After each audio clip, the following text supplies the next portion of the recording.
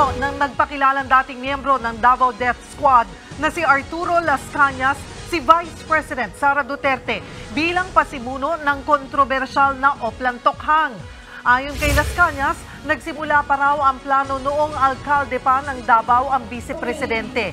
Katuwang din daw ni VP Sara si dating Davao City Police Chief at ngayon Senador Ronald De La Rosa. Tinawag ni Las Cañas na extrajudicial killing campaign ang Oplan Tokhang. Sa pagtataya daw ni Las Cañas, nasa 3,000 ang namatay at nawawala sa Oplan Tokhang sa Davao City pa lang. Isinumiti na raw ni Las Cañas ang hawak niyang impormasyon sa pamamagitan ng isang affidavit sa International Criminal Court o ICC.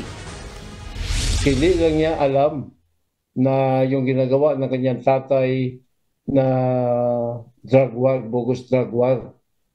Nag-imbento talaga siya ng bagong trademark ng extrajudicial killings in the name of Tokhang. At dito, pinayagan niya si Police Colonel Ronald Bato de la Rosa na i-enforce ito sa Davao City.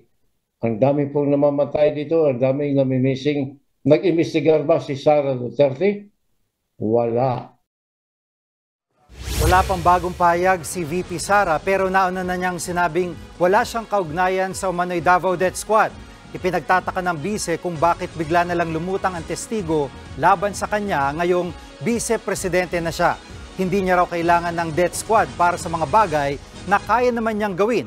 Agad namang pinabulaanan ni Senador De La Rosa ang paratang ni Las Cañas. Mag-alig siya na mag-alig.